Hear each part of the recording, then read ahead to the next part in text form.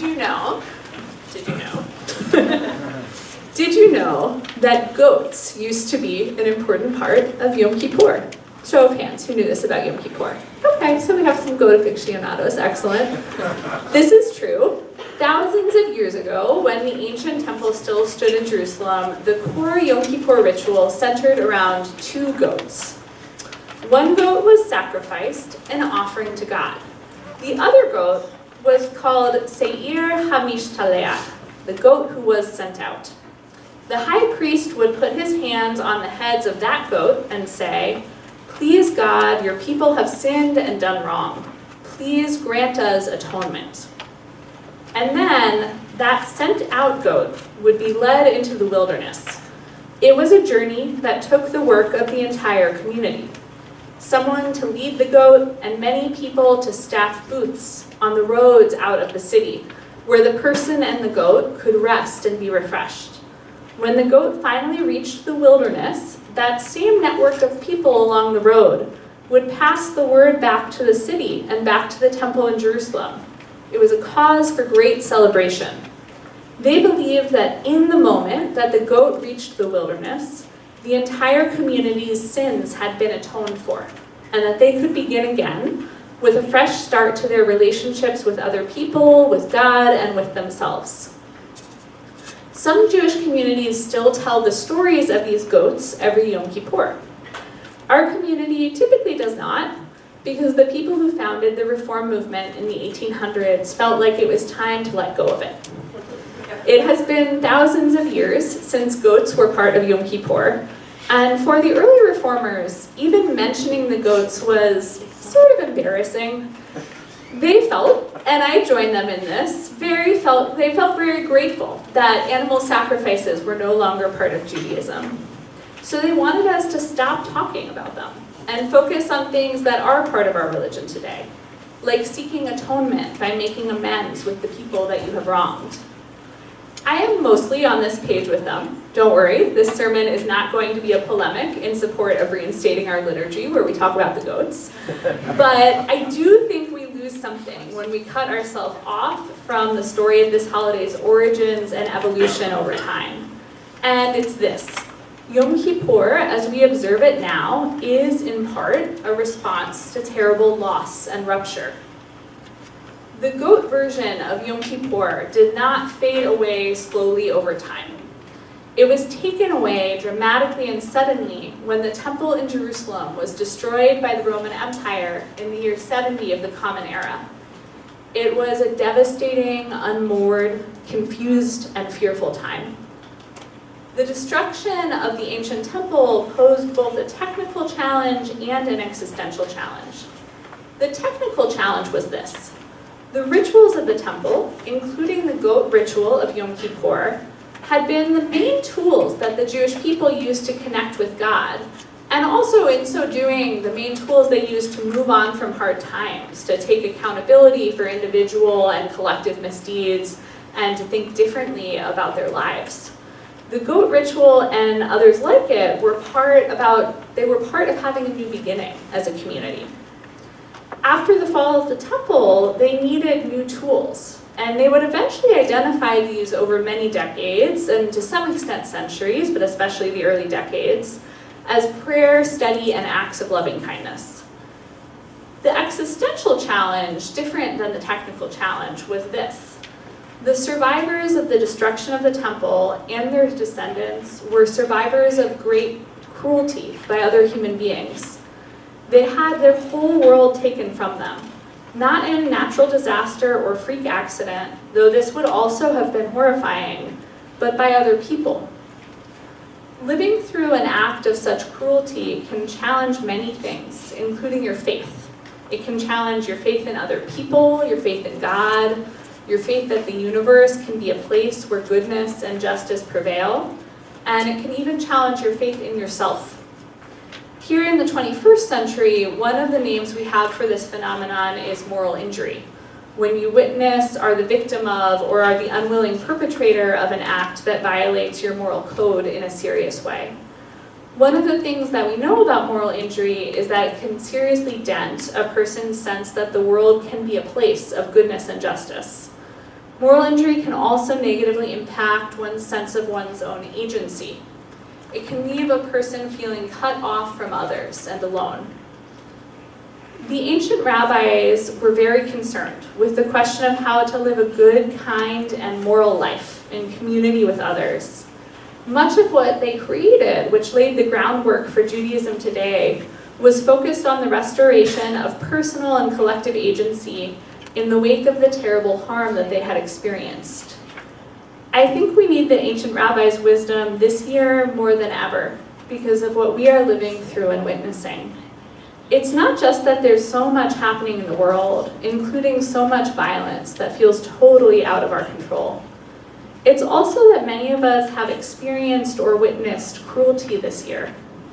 About 9 months ago, many people in our community lost their jobs or began navigating extremely adverse work conditions within the federal government and beyond it. For a number of years, but it really took off this year, a number of us with many different identities and life experiences have been losing our rights, and we fear losing even more. And for a number of years, we have been watching anti-Jewish violence and anti-Jewish rhetoric increase in this country and around the world, along with other forms of hateful speech and hateful actions. And it's now sadly not uncommon for many of us to have random offensive interactions with strangers and acquaintances, either in person or online. Experiences like this can add up, and they can feel heavier and heavier. They weigh you down, they sit in your heart, and they can make you feel very small. For some of us, our belief in the possibility of positive change for ourselves, for other people, for our country and our world has been badly damaged this year. Maybe not our intellectual belief, but the deeper belief we carry somewhere in our hearts that lets us face life's challenges with hope. How do we rekindle our belief in positive change for ourselves and for others? And how do we heed the central call of this season of Yom Kippur to engage in acts of healing and repair, even if sometimes we feel weighed down and small? I think when we ask these questions that it's helpful to know that the people who laid the foundations of Yom Kippur as we know it today, which I will henceforth call post-Goat Yom Kippur, they have been grappling with many of the same questions. So we can look to them not just for general wisdom on how to engage in healing, repair, and growth, but wisdom about how to do so when you've experienced and witnessed and been unable to stop harm and cruelty. And when you need to restore your sense that the world can be a just and kind place, and that you can be an agent of justice and kindness, a person who brings it to yourself and to others. The first piece of wisdom that we can take from the ancient rabbis is this: the importance of compassion and loving kindness. Here, for example, is one of our tradition's stories about Rabbi Yochanan ben Zakkai, one of the leaders of the Jewish community before, during, and after the destruction of the Second Temple. This is how it goes. One time, Rabbi Yochanan ben Zakkai was walking outside of Jerusalem, and his student, Rabbi Joshua, was walking after him. And they saw that the temple had been destroyed. Rabbi Joshua said, "Oy lanu, woe is us. The place in which the sins of Israel are atoned for is destroyed." But Rabbi Yochanan ben Zakkai said to him, "Don't be grieved, my child. We have another form of atonement that is just like the sacrifices and rituals of the temple. And what is it? It is gimilut hasadim, acts of loving kindness. As the prophet Hosea said, it is chesed, loving kindness, that God desires and not sacrifices." This story contains a very powerful message. In a time when our ancestors faced great cruelty and a great lack of loving kindness, they still chose loving kindness. They chose it for themselves, and they chose it for us too. Acts of loving kindness are a practice. They are an everyday thing. And compassion is a practice. Compassion for ourselves and compassion for other people is something we can opt into every moment of every day. Even when we're faced with terrible destruction, this story teaches, we can still in each moment of our lives try to do the next kind thing. Eventually, we may find ourselves believing in loving kindness again because we are living it.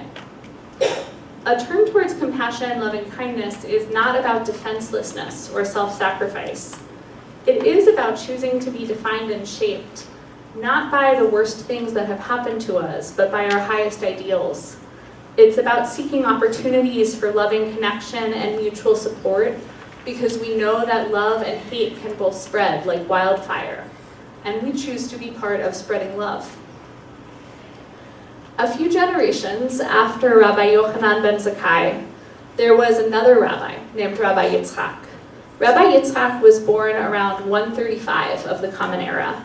He grew up in the wake of the failed Bar Kokhba revolt, which was an attempt by the Jewish people to restore the temple and all of its sacrifices and rituals. In other words, it was a failed attempt by the people who participated in it to reassert a particular kind of control over their own destinies. And so it is perhaps unsurprising that one of the questions that really interested Rabbi Yitzchak was this. He asked, what does it take for a person to change the course of their own life for the better? He believed that 4 things could do this. Tzedakah, charity, or in Rabbinic Hebrew, also justice work. They used tzedakah a little bit the way we use tikkun olam. Tza'akah, crying out in prayer or in protest. Shinui Hashem, changing one's name. And shinui ma'aseh, changing one's deeds. Put differently, we could say that Rabbi Yitzchak was suggesting that we could change our lives and maybe the world by offering help, tzedakah, asking for help, tzedakah, crying out, shifting the way we relate to or see ourselves in some way, shinui Hashem, a change of name, and shifting our behavior in the world, the way we relate to others, shinui ma'aseh, a change of action. I thought of Rabbi Yitzchak's 4 methods of change recently, after attending a vigil in support of immigrants detained and deported without due process. The vigil was a form of tza'akah, crying out, as we told the stories of our neighbors who had been abruptly taken from their homes or workplaces, or who had not been taken but who were now living in fear, and as we declared that we thought that what was happening to them was wrong. I was profoundly troubled by many of the stories that I heard at the vigil. A few weeks later, I was having dinner with friends, and our conversation spiraled into a place of talking about all of the terrible things happening around us, things we felt relatively helpless to control. I don't know if you've found yourself in any conversations like that, but it's a tough feeling when you're there. I shared some of the stories that I had heard at the vigil, and we all sank for a moment into an even deeper place of sadness, until one of my friends asked, do you know of any organizations working to support families who have been impacted by having one of their relatives taken away? He was wondering if there was something that we could do to help. The question stopped me in my tracks because I did, in fact, know of some relevant organizations. I had learned about some of them by being at the vigil and being with them. In reminding me of this, my friend had helped me transition from tza'akah, crying out, to tzedakah, not just charity, but also positive actions of all sorts that can lead to justice. My friend had even led me towards shinui Hashem, changing one's name. Rabbi Reuven Greenwald teaches, following Maimonides, that maybe we can think of shinui Hashem not just in a literal sense, although this can be powerful too, but also in terms of the words we apply to ourselves and the stories that we tell ourselves and others about who we are. My friend's question helped me to realize that inside of my own mind, I had been calling myself helpless, and I had also been calling myself complicit. I wondered what would happen, what I might be able to do, if I instead called myself a neighbor with all of the responsibilities and possibilities that being someone's neighbor brings with it. What shinui ma'aseh, change of my deeds, might be in my reach. Shinui ma'aseh means changing one's deeds, and because ma'aseh means not just deeds but also story, shinui ma'aseh can also mean changing one's story. What are the stories we are telling ourselves now about who we are, who other people are, what is possible for us, and what we can all do together. And Rabbi Yitzhak might ask us on top of this, is there anything about these stories or about our actions that we can change? These are also, at base, the central questions of Yom Kippur, because Yom Kippur is about atonement, which assumes that we believe in change. It's the backbone of any sort of atonement, that we think we can be different in the world. And in addition to all of the tools for positive change that I've shared with you so far, compassion, loving kindness, introspection, and new behaviors, all brought to us by the ancient rabbis, these ancient rabbis had one more important piece of advice, which was don't try to do it alone. In temple times, Goat Yom Kippur could have been a very quiet, private ritual, really involving only the high priest and whoever took the goat to the wilderness. But instead, it required participation of the entire community. Maybe the point wasn't really the goat, but the community's dedication to starting a new chapter of their lives together, and the goat was the way that they did that. After the temple's fall, when the Jewish people no longer had a central place to gather, post-Goat Yom Kippur could have also turned into a private holiday, a day for people to reflect and recommit to doing the right thing on their own. But it didn't. Yom Kippur is a holiday that encourages us to come together and support each other, both literally on this day as we all pray together and as people have not just for hundreds but for thousands of years, and also every day after this going forward. Yom Kippur invites us to think about how we can come together too. The work of Teshuvah that we each need to do may have many personal elements, but as we navigate it, we are not alone. The ancient rabbis also elevated Yom Kippur's importance. They called it Yoma, which is Aramaic for the day, the equivalent of the Hebrew Hayom. Goat Yom Kippur was never called Yoma. It was one of the days, and for the people who observed Goat Yom Kippur, it was actually not even their most important holiday. But the ancient rabbis knew that healing is hard, and growth is hard, and even choosing loving kindness can sometimes be hard. They made the day in the Jewish calendar that was dedicated to healing and growth and loving kindness their most important holiday, Yoma, the day, and our most important holiday too. Perhaps they knew that there might be years when we needed the reminder. We are the inheritance of a tradition of loving kindness, compassion, introspection, relationship, and personal and collective action. We are the inheritors of a tradition that believes in the possibility of positive change. So let's live like people who believe in change and love and growth and possibility. Gemar Hatima Tova.